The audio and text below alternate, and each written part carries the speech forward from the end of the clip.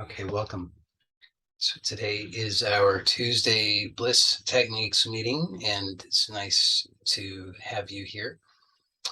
And we're going to enjoy a gentle guided practice today that will uh, allow you to experience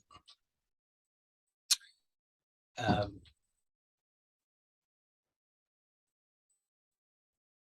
well, I'll say it will allow you to experience as much healing as you are willing to allow. And this is on all levels. So we can understand if we look at the difficulties or challenges or distresses in life, we can see that they consist of various levels of experience. So, for example, you'll notice that you might have what you would consider to be difficult or troublesome thoughts. You have what you might consider to be difficult or troublesome feelings. You might have what you consider to be difficult or troublesome memories or imagination. So a lot of different levels. And we really need to address all the levels because healing is wholeness. So the basic premise that's operating in the Bliss techniques is that we can receive that healing on all levels. And when we allow that, then we experience greater harmony, peace, ease, happiness. And importantly, none of what that will look like is necessarily predictable in advance. And often our attempts to predict the future are what get us into trouble because we have very limited perception and beliefs. So for our purposes today, I'd like to invite you to really come with what we would in Buddhist circles would call an open bowl, an empty bowl, because the idea is that if we're coming with with a full bowl, then we can't receive anything. So we think we already know everything, then we'll just walk away with what we came with. And so be willing to just empty the bowl, empty yourself of your prejudices, the limiting beliefs. Just be willing to set aside all of those things and just notice that you actually can do that, at least for a moment right now. And so that's very helpful. And then the next thing I'd like to invite you to do is to open to a positive expectation. Because remember, I'm saying that you can receive as much healing as you are willing to receive. So these two steps that we're going through in the beginning of this guided exploration are essential. So don't pass them over. Don't think that they're trivial or unimportant.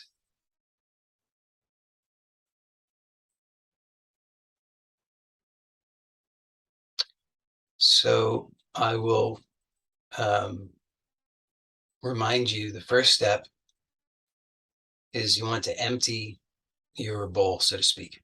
So be willing to actually consciously let go of whatever opposition and resistance there is to receiving this moment.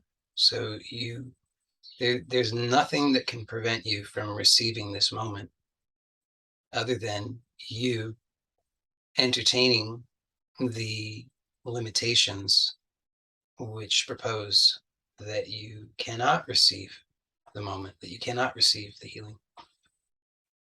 So these first two steps of our guided practice today are very, very important. And again, the first one is we are emptying our bowl of the prejudices, the limiting beliefs. So just notice that you can actually choose to do that. It's very, very important. It's a practice in and of itself.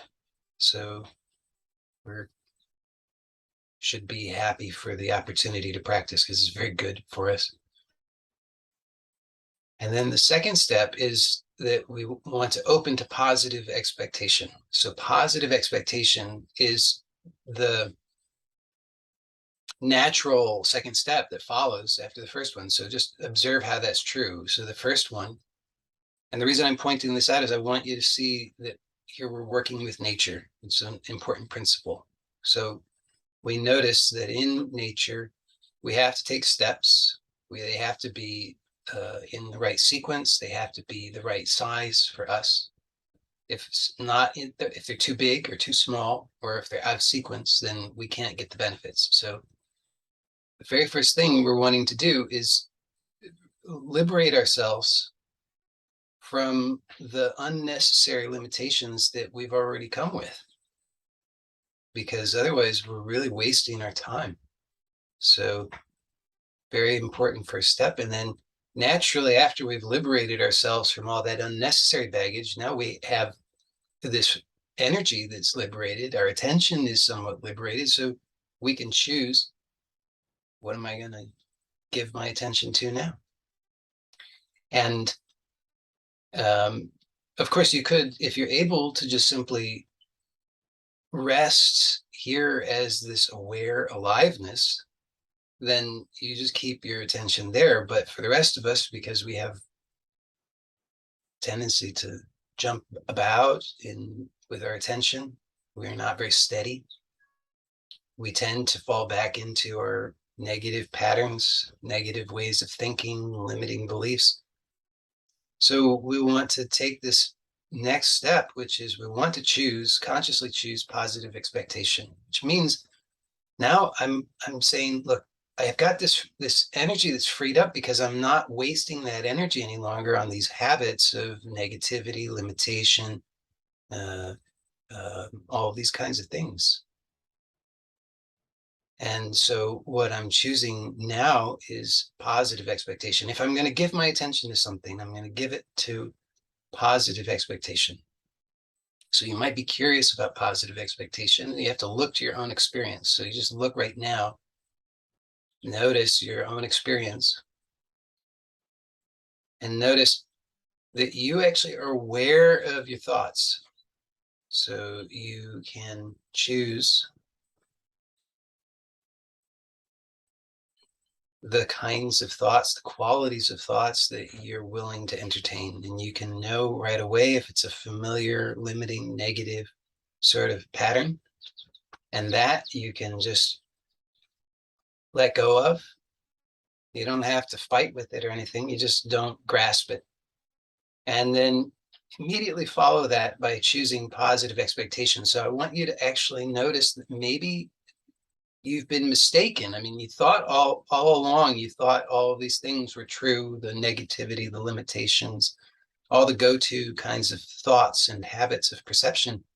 But now that you're not doing that, temporarily at least, maybe you can open to seeing, wow, maybe I was really artificially limiting things, that there's an enormous, really infinite potential, and that it could be, in fact, quite good. It could, in fact, be that I am safe, that all is well, that I was just dreaming in a bad way. So we want to open to that kind of perception. Okay. So now, this is the foundation that we're going to be working from. So if you find at any point that you're having some negative beliefs come in, negative habits, negative ways of perceiving, if you're, defeatist kind of thoughts, or you're distracted kinds of thoughts, like something else is more important, or you have to worry about something or think about something or whatever, you just notice you can let that go, and then you can choose positive expectation.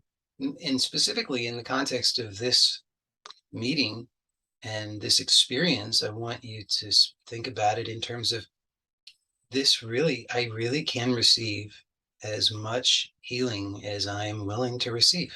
The only limit is my willingness to receive, my willingness to be open to that. So let's give some attention, some nice attention to the body, because um, we want to feel good in the body. If the body is not feeling good, or we're not feeling good in the body, then we're going to have a lot of tendency to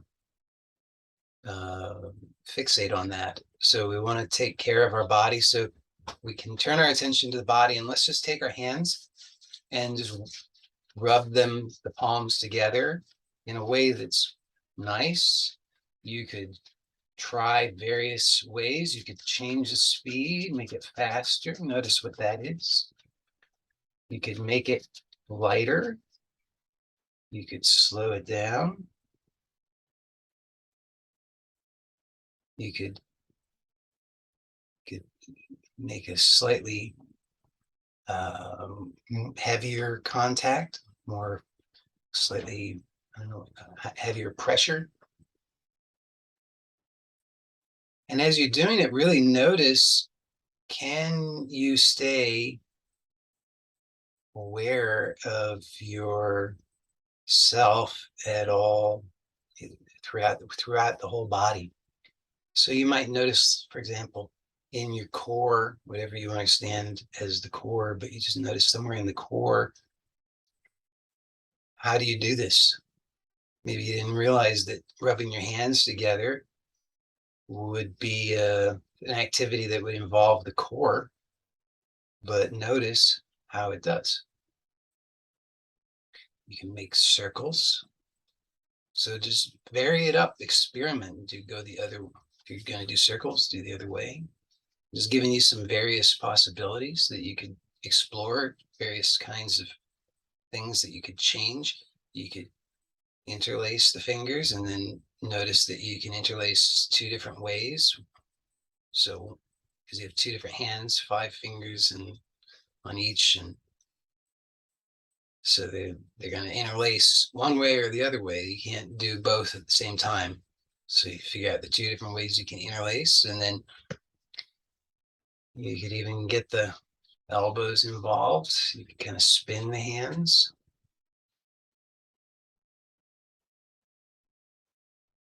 And still be aware as you're doing all of this, we want to keep in mind the basic somatic principles for movement. So slow, with awareness, smooth. So it doesn't always have to be super slow, but just if you're doing it mindlessly fast, then try slowing it down. And then you can try speeding it up after you try slowing it down, and see, can you maintain the same kind of awareness as you sped it up, as you had when you slowed it down. So meaning what? The quality of the movement. How does it feel through the whole body? So you might notice in the thighs, for example, in the shoulders, in the forehead, in the chest, in the upper back. You feel, how are you doing this movement? And can you start to make the movement one that feels good? I mean, if you're going to do a movement, how about doing it in a way that feels good? And so really, the more you're willing to really be present and entertain, that you could really have it feel good. I mean, really start to allow that this could feel good. What's going to happen probably is you'll encounter, if you're really present, some more content coming up that's limiting beliefs, for example, why you can't, or feelings that suggest you just can't. It's too much somehow. And you could just slow down a little bit more and just notice, you could even just come to a complete pause.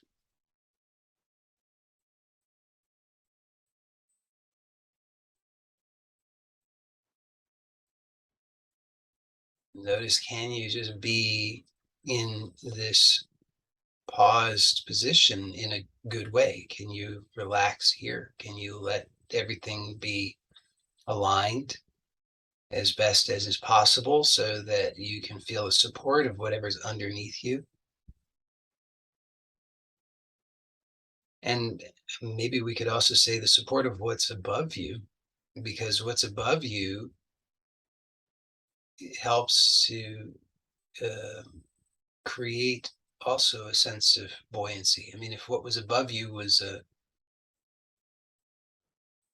I don't know, something very oppressive, for example, then you might not have the same kind of sense of buoyancy. But if what's above you is something supportive, then you might start to notice that you can really allow, for example, your neck and shoulders to feel that support, so that instead of the usual way, which is kind of uncomfortable, you can find this other way that's not uncomfortable, that's supported. And then how about you could keep the palms together and you could move them together. So you could do like it's a wheel that is being turned by the hands, by the palms. So you could just imagine that. So you're making a circle in front of you, but the circle wouldn't be visible to you as a circle. From your perspective, you'd have to be at the side to see it as a circle. You could reverse that and just see, how can you make this pleasant?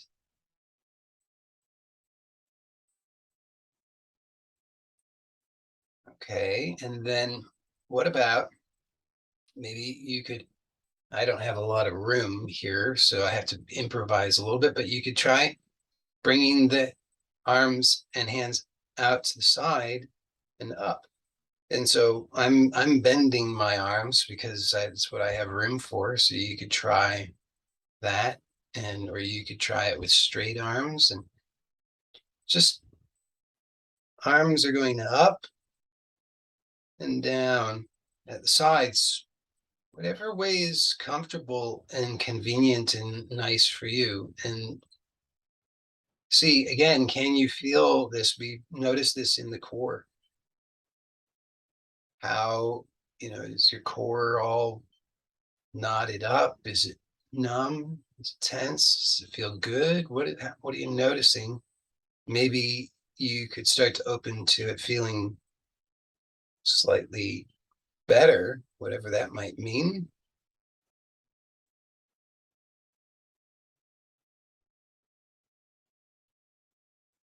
Now, of course, it helps if you're breathing, especially if you're breathing through the nose. And you could try bringing the arms in front. So you go up and down in front. And don't just go work within your range. It should be comfortable. So it doesn't have to be, it doesn't have to be as extreme of a range as what I'm doing. If you consider it to be extreme, I don't know, but you just, maybe this is yours. Maybe, whatever it is, maybe this is yours. But whatever you do, just do it in a way that feels good for you. And then you could even try making circles a little bit. So you could go, kind of up or down in front and then to the sides, and around. Sort of, I guess, I mean, depends which way you're going, but sort of, almost like kind of like a breaststroke or whatever that's called. Well, this is a nice one. And then reverse it. And again, just work within your range. And you can pause and rest anytime you want. But notice you want to be able to breathe throughout. So let's just rest the arms now. Notice what your chest and your shoulders, your neck, throat. Notice how all of this feels. Notice the rest of the self, the abdomen, the buttocks, the thighs, knees.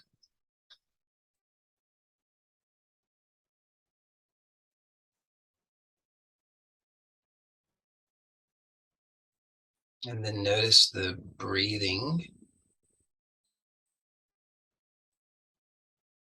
And let the breathing be through the nose as long as that seems possible.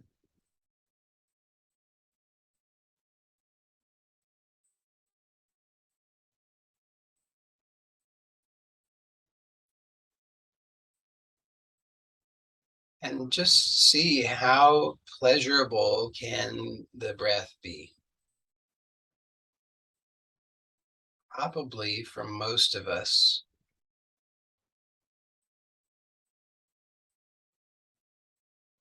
a truly pleasurable breath will be one that is, well, first of all, appropriate to the moment. Because obviously we want to breathe differently if we're running versus if we're sleeping.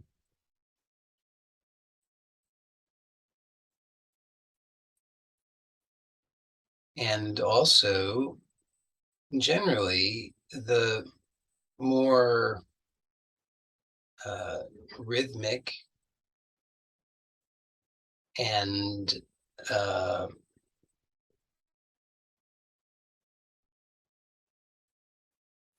smooth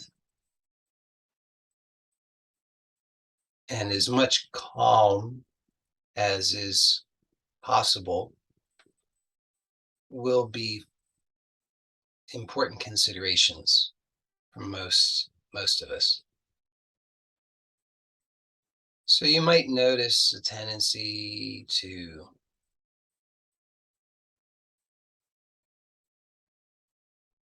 breathe in a chaotic pattern. And if you do, well, if you don't, then keep watching, because eventually it will become clear to you through observing the breath that your breath really, honestly, is intimately connected with your how you feel and think. And so when we are aware of this, we can begin to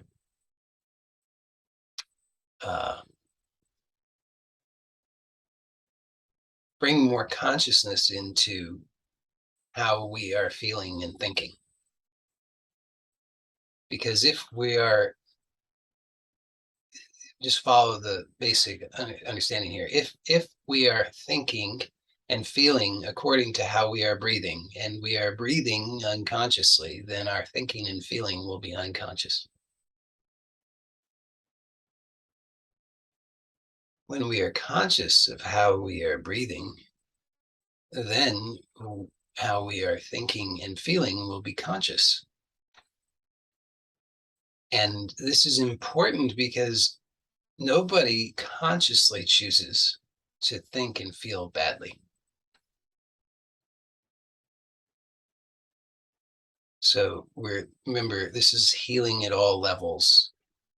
So how we're thinking and how we're feeling, if you think that's not a very important part of healing, then please think again, because it obviously is very, very, very, very important. Because your circumstances are a very insignificant factor in comparison to how you're thinking and feeling. Because if you had $1 million and whatever else you think you want, if you're thinking and feeling badly, then it's no good to you.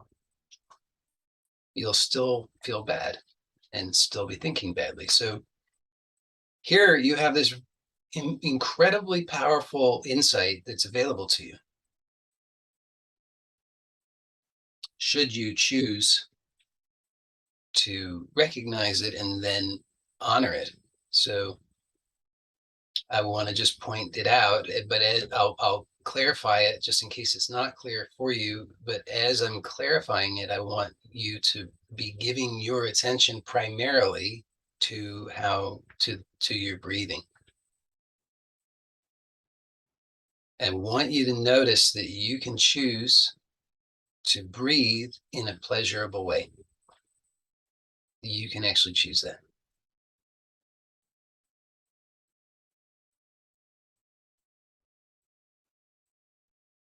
So in order to choose to breathe in a pleasurable way, you have to consider a lot of variables.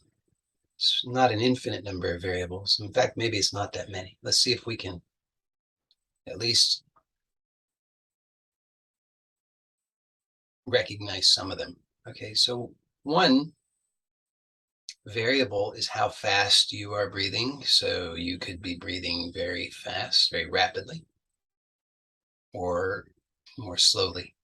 And generally, you generally on the slower end is going to be best. Uh, but that's obviously relative. It's just, so it really requires that you're just sensitive and you just start to notice, how does it feel? Does it feel like perhaps you could allow it to slow a little bit? And if so, just allow it to slow a little bit in a way that's nice, not in a forceful way.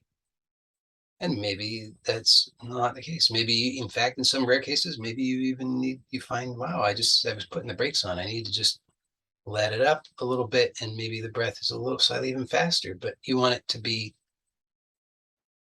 what's appropriate. So open to that. But for most of us, it's going to be more on the slower end rather than on the faster end.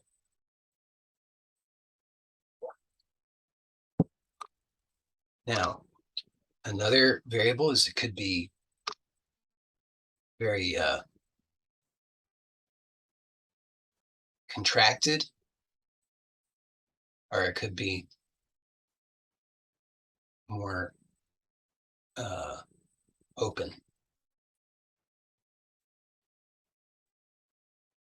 So just notice where there's contraction and just allow for open. Don't try to force open. That wouldn't work very well. But just allow that open.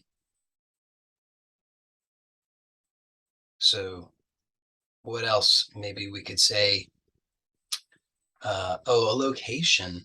So you might just notice where you feel the breath, or maybe you don't feel the breath.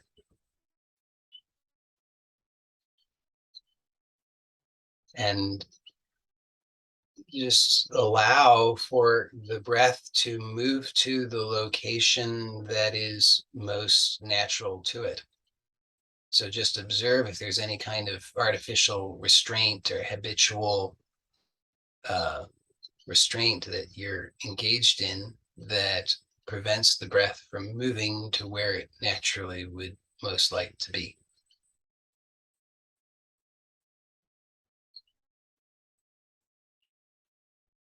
So maybe it wants to move lower, maybe it wants to move higher, maybe it wants to move both higher and lower, maybe it wants to move more back or more front.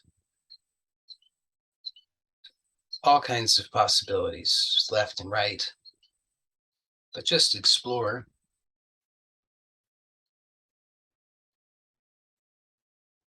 Okay, so as we are allowing for the breath to be more pleasurable, more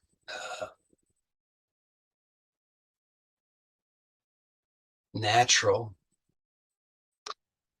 more conscious, then notice that what happens is you must consciously choose if you're going to give your attention to something else. So when the negative or limiting or painful thoughts or imagination appear, you have a choice. You either allow yourself to remain with the present task, which is observing and allowing for a pleasurable breath. In other words, being conscious of the breath, or you can start giving your attention to the repetitive, familiar, habitual negative patterns. And sometimes the draw or the pull to the familiar is very strong, seems that way at least. And so we go unconscious and we give our attention to that familiar pattern.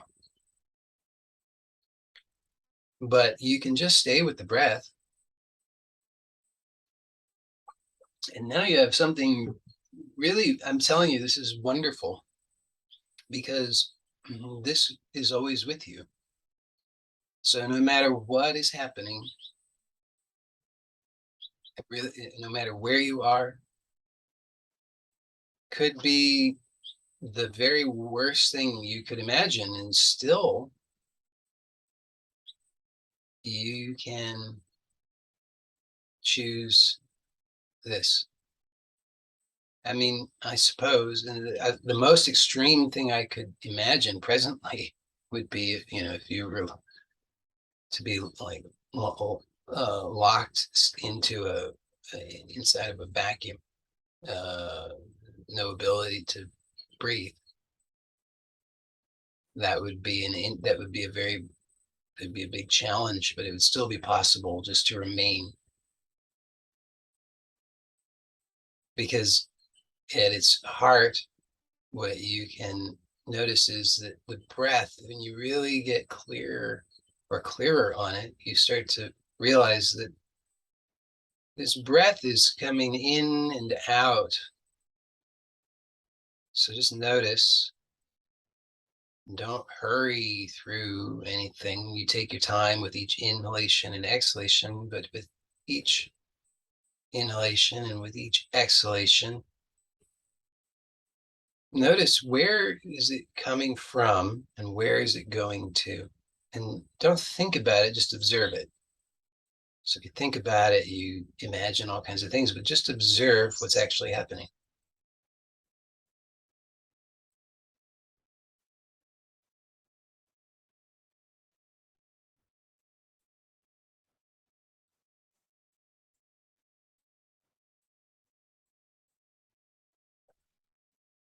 And what you might discover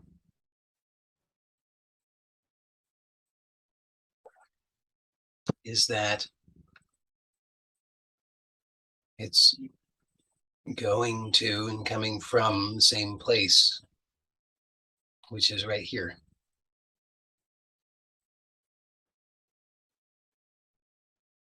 So the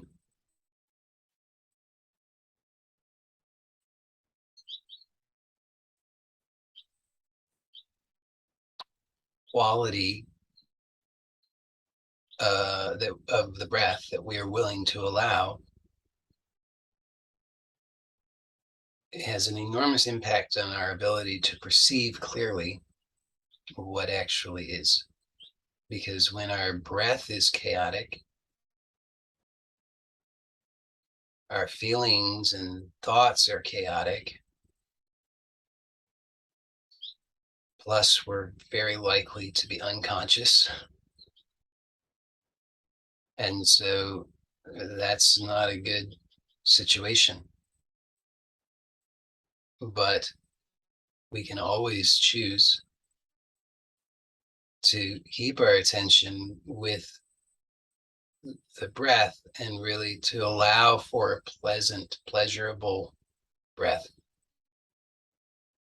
Not the biggest breath, not the smallest breath, not the longest breath, not the deepest breath, not the shallowest breath, not those are not the right metrics. It's the most truly pleasurable breath.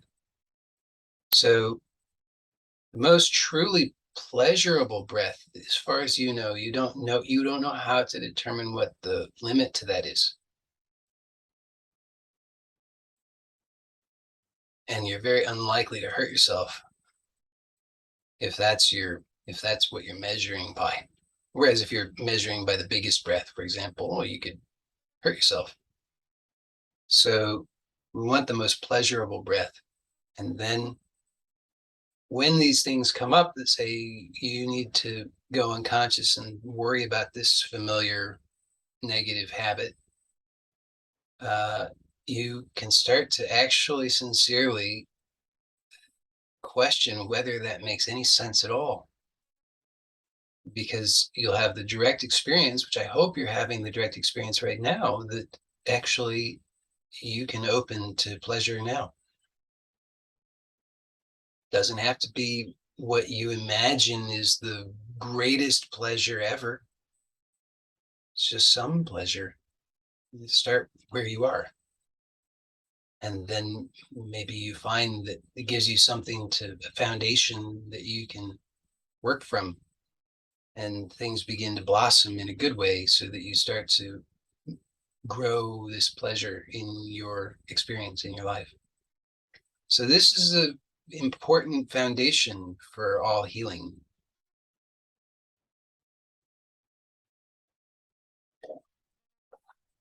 Okay, so then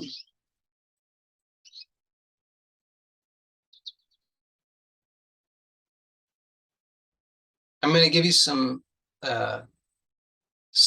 I want to give you some things that you can explore based on your ability or perceived ability. So some of these will be appropriate for all, and some will not be appropriate for all, and you'll just have to determine where you are on that. So let's start by, we'll be sitting if possible. If you can't do it sitting, then you can try and modify it for another position. But if you're able to sit, then what I'd like you to do is you can start with the head.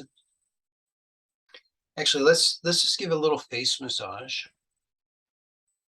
because I think everybody can do that, and that's a good one.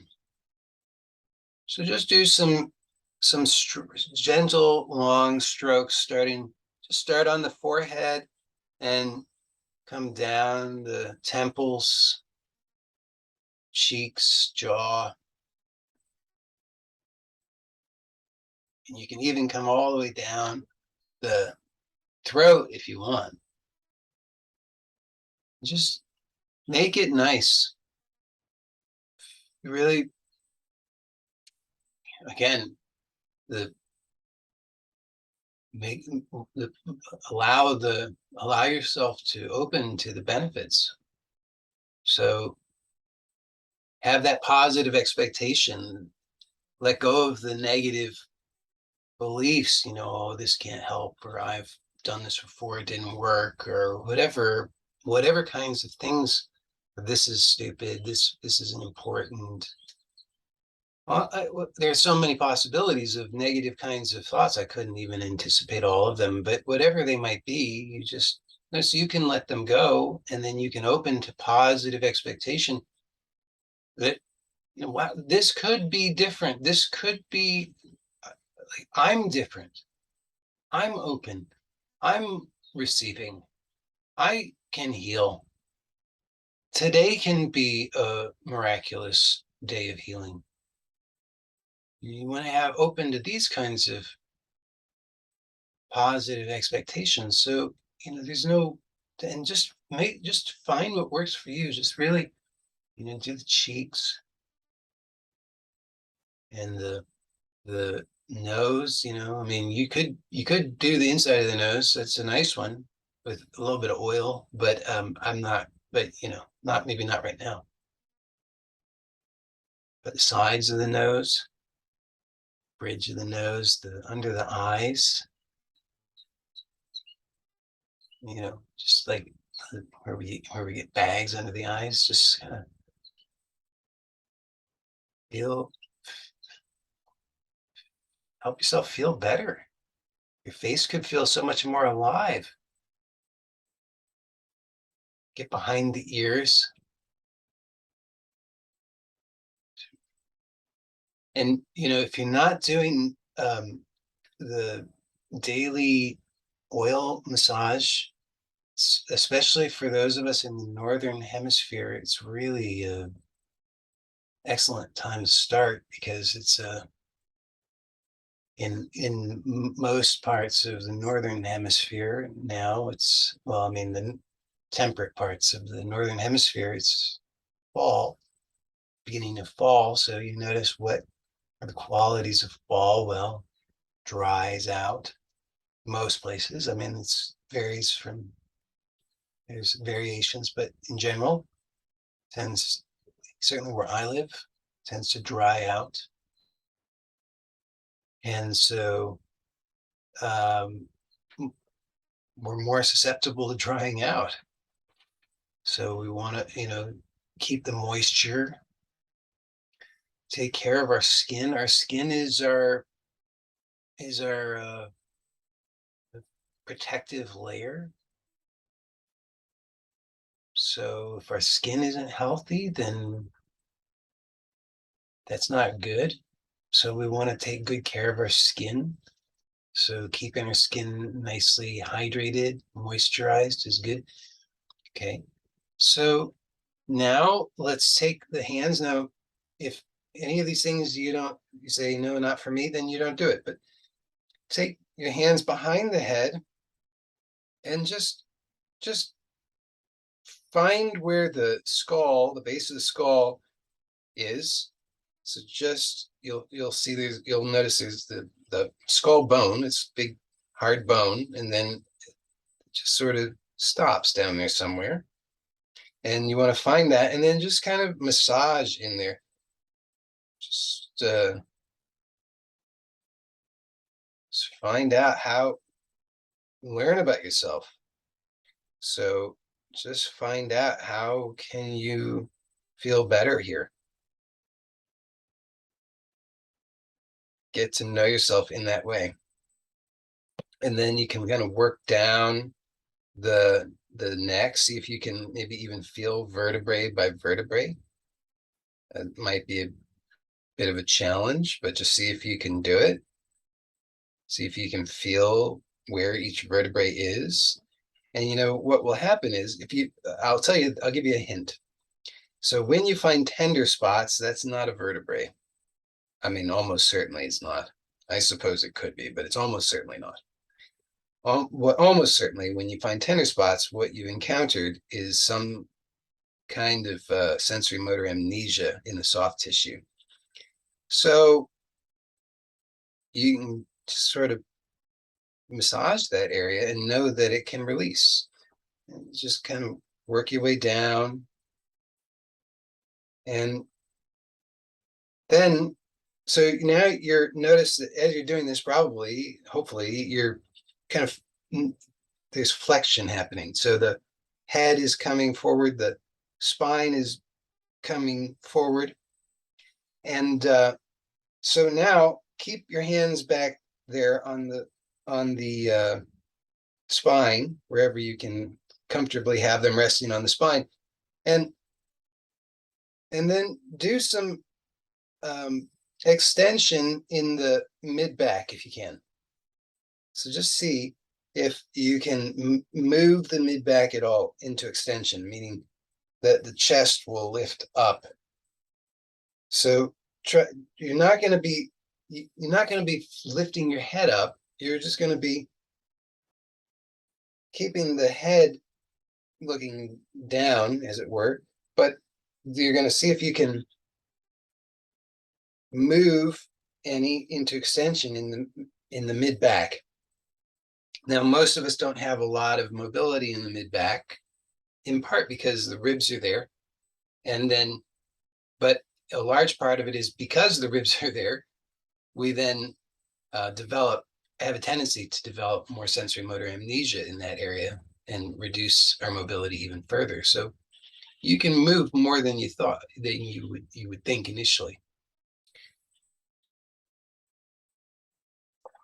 Okay, so you could just kind of continue working down the back, and that way you could just kind of playing around. I don't think has to be one right way, but just sort of with flexion and extension. So you get your hands on the spine, and then you just play around with a little bit of flexion and extension, and don't think, oh, I have to do it the right way, and I don't know what the right way is, and so I'm going to give up.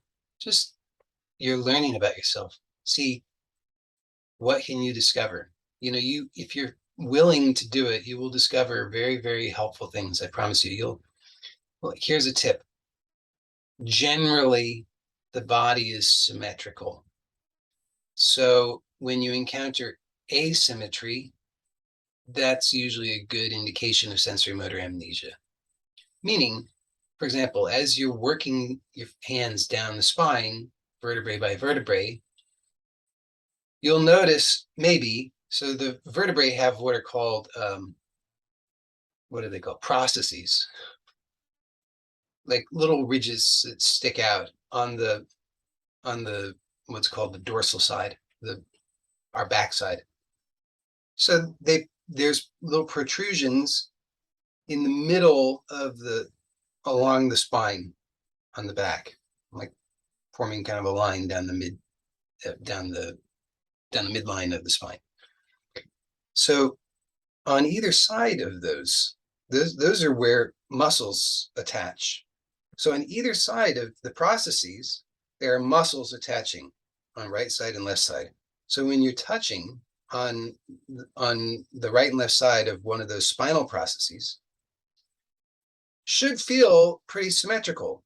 But what you'll find is that one side will be much firmer than the other sometimes, or one side will seem to be pulled more to that side, or more tense or balled up or tender.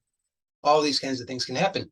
Well, these are all good, wonderful things to encounter, because this means that you have just discovered where you have sensory motor amnesia, and you can help yourself now. So, for those of you who've been doing this, I mean, everybody who's here live, you've been doing this for a long time. So I really expect and hope that you've cultivated the sensitivity now that you can really get a lot out of this. Because on the surface, it seems like not that much, maybe, for people who just need to be spoon-fed things.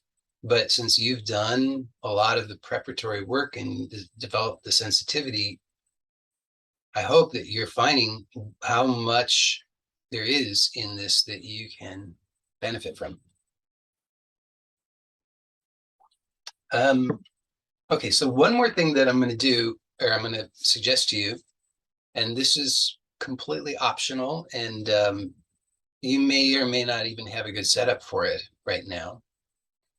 But for those who do, I'd like to invite you to, if it's the kind of thing that seems like it would be doable for you, to get on your hands and knees. So, like, arms, hands under the shoulders, knees under the hips. that kind of thing, and shoulder and hips width apart.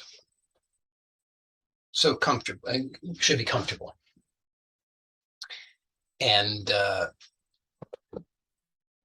you're obviously going to want some kind of padding, especially under the knees. And the more padding you need under the knees, then the more you will benefit from this. Because if you need the padding because it's really uncomfortable, which it is for most of us, I want you to consider that almost all of us at one point we crawled, and babies will scoot around on a hardwood floor no problem. So all of the excuses that we have for why we can't, notice these are all negative beliefs, thoughts, limiting beliefs.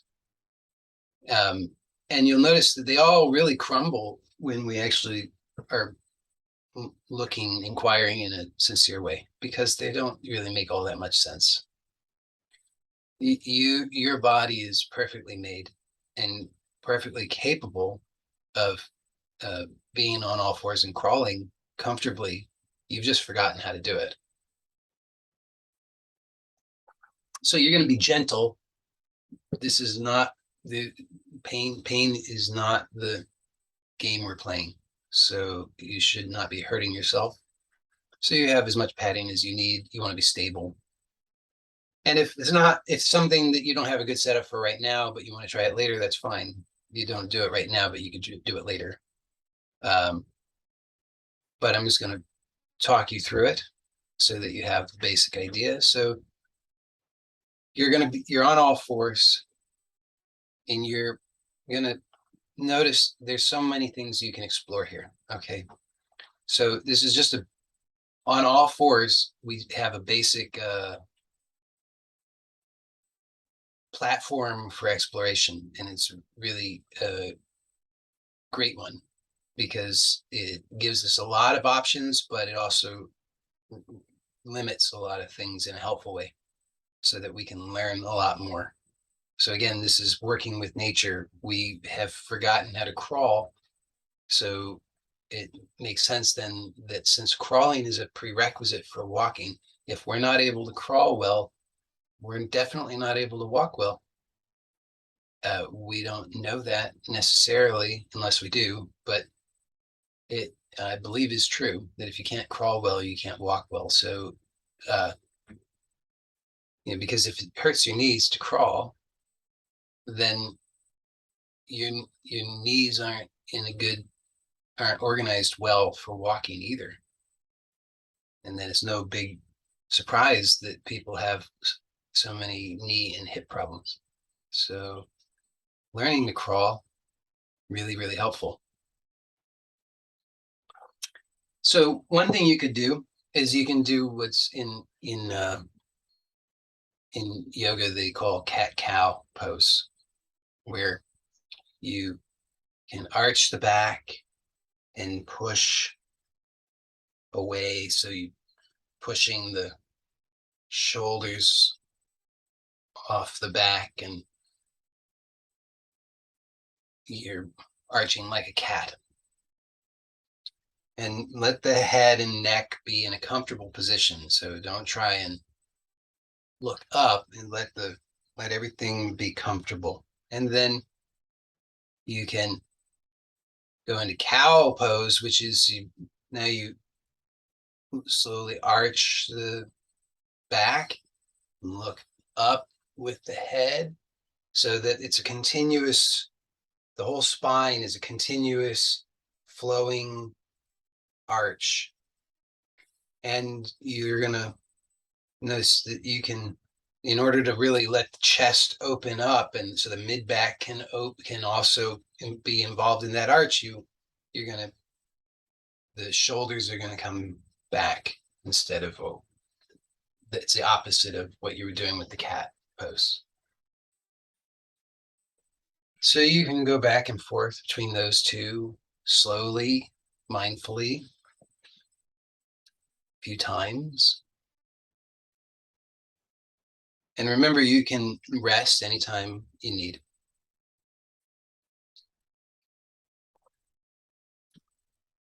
Okay, so that gives us one kind of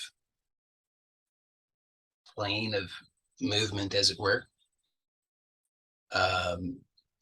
But we could also move in other planes. So, for example, when you're next in a just sort of neutral for, hands and knees position again, just not neither cat nor cow, but in between, you could try looking to your at your left. Can you look back and look at your left foot, for example? Maybe you can't, but maybe you don't presently believe you can, but maybe you can kind of go in that direction. And notice as you're doing that, the whole body has to be involved. So it doesn't work if you just turn the head. You have to let the head is part of the spine. So you have to let the whole spine move. So the spine has to curve in order to accommodate this. So feel the whole curvature of the spine as you look, and then come back to center, and then try the other, looking at the right foot or the right hip or whatever you're going to look at, but somewhere over in that area. And again, if you can't actually see those things, that's fine, but just the general direction is the thing that we're exploring. So go slowly, don't do anything that's going to cause you to fall. It should be gentle, controlled. And it might be a very small movement at first, but you explore it a few times and you see, it should be able to get easier because you understand the basic somatic, the movements of somatic, principles of somatic movement. So hopefully you can find that can get easier. And then when you're next back to center, just rest there. And if this is, again, you can come down to rest if ever you need. I'm going to keep giving the instruction for those who would like to follow it. So another thing you could explore is, now we've done, I never remember the names of those planes. They have names, but we've done two of them. Then the one we haven't done, we can do by rocking. So just start to very slowly, very gently, just kind of shift your weight forward. So the shoulders will come slightly in front of the hands or the wrist, just slightly, and then come back to neutral, and then slightly backwards. So your hips are moving back and the shoulders are moving back. I mean, obviously the whole body is involved, but the pivot points then are the knees and the wrists. And so your body is forming sort of like a parallelogram that is slightly shifting forward and back, and you just explore that, and the whole body is involved. So you notice what's the most comfortable position for the head and neck. Don't hold it in some static position, but it's dynamic because the whole body's moving. So let the whole body be involved, and just do what is comfortable for you, and don't try to overdo anything. But you might find that you can rock pretty far back, perhaps, maybe not. But some people might find that they can come pretty far back, and maybe some people will even find that they can start to actually bring their butt to their heels. Some people will be able to do that. So your hands are still on the floor in front of you. They haven't been moving, they just stay in the same position.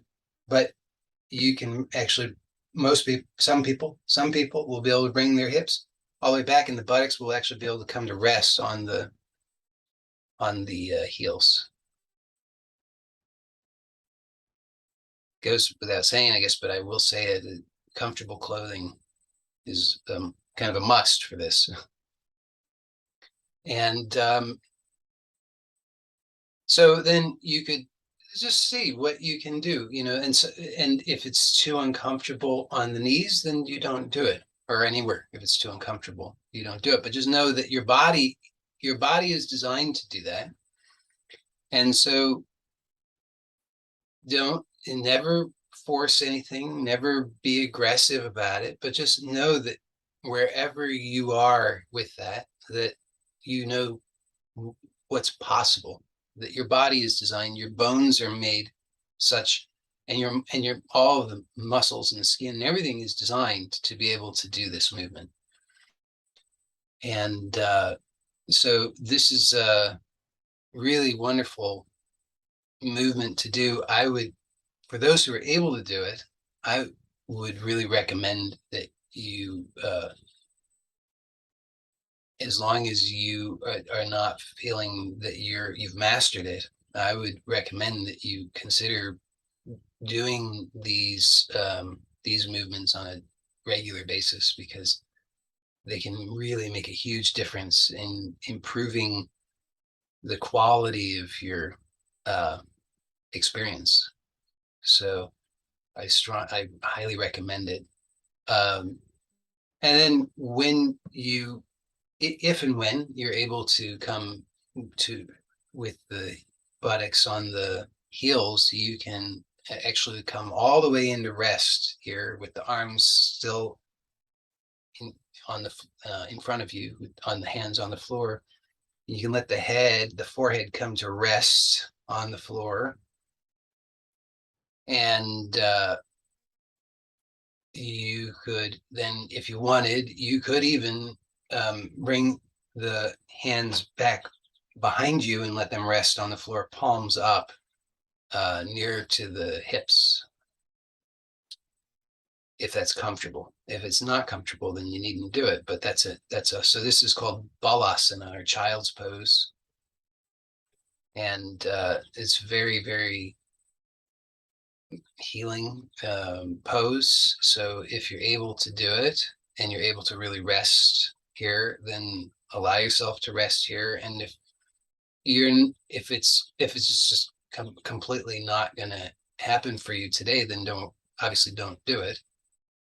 But if you're finding that you can't seem to quite come to rest, then just find out why not, because right there are some limiting beliefs coming up, and you want to go back to the very beginning. Step one, you want to consciously choose to let go of those limiting beliefs.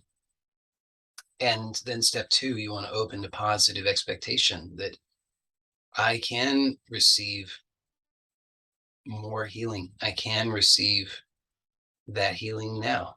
And there's nothing that stands in the way of that other than my own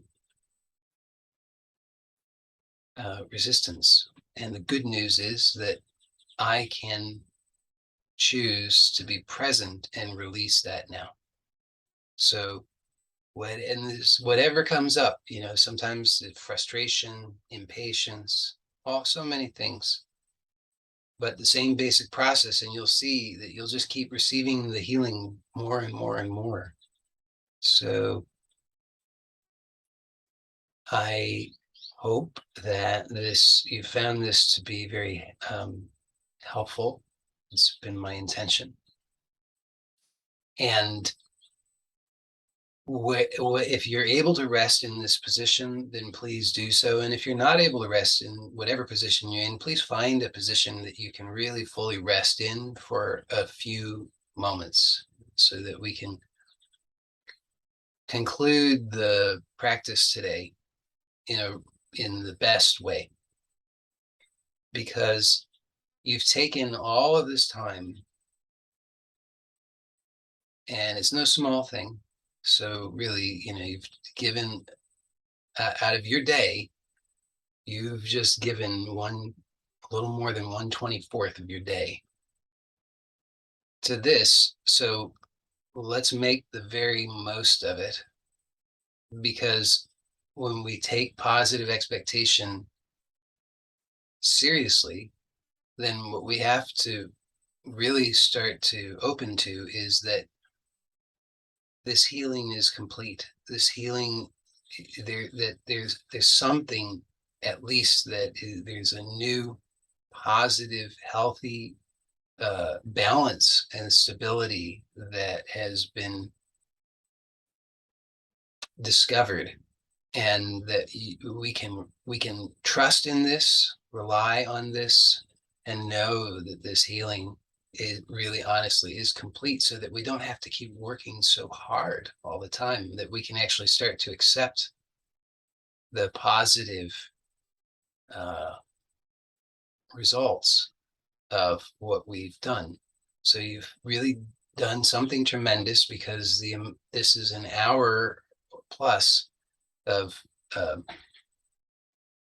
choosing healing presence. So now I want you to get clear, because you've cultivated all of this energy, we could say.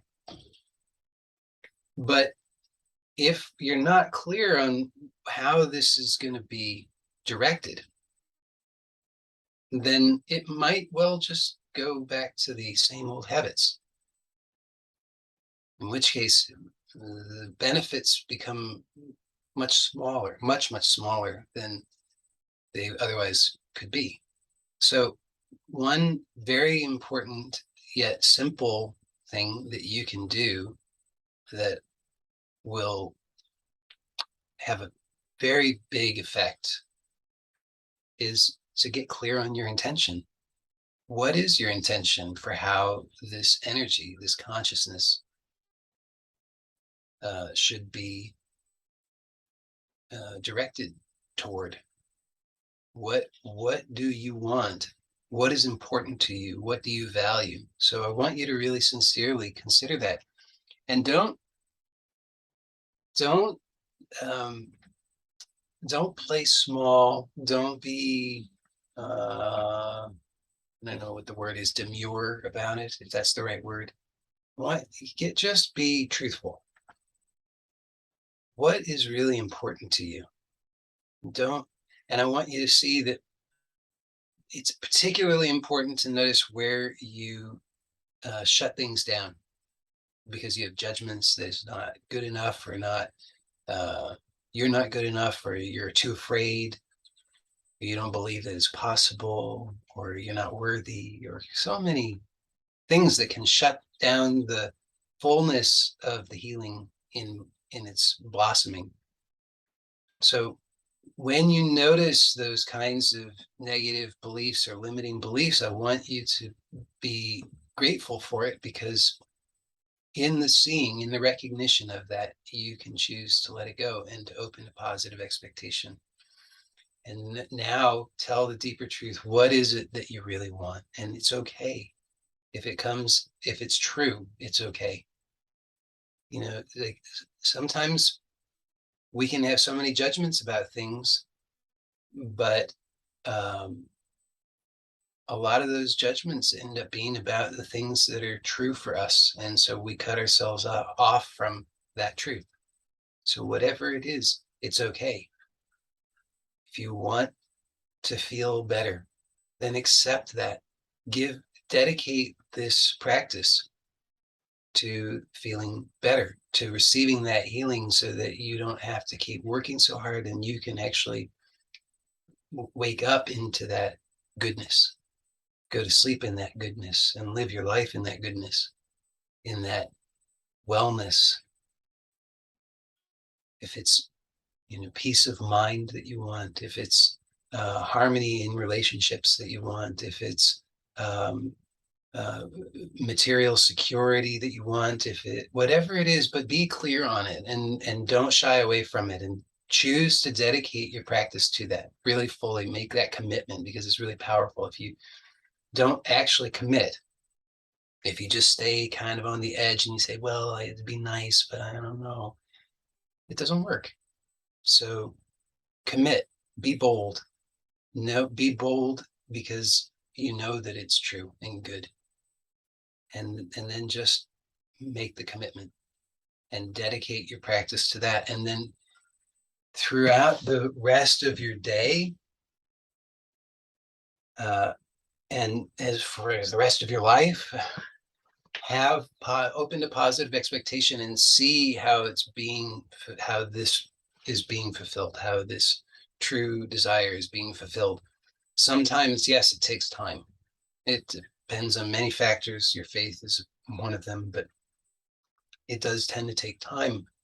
So you have to continue to be open and see, because sometimes, well, a lot of the time, there are things that need to be learned because there are more negative limiting beliefs and stories that we're holding on to, clinging to, where we need to see them. So part of the healing is that those things will be revealed to us. And so you need to continue to be present, choose positive expectation, and know that everything that occurs is in answer to this heartfelt prayer of the true desire of what is really true for you. And I'm not saying really true for you like the one thing. I mean, just whatever, at whatever level, you just know that it's true. It could seem big, small, mundane, spiritual, whatever, if it's true, that you just see that it is. You now have positive expectation that you've dedicated your practice to this, so it's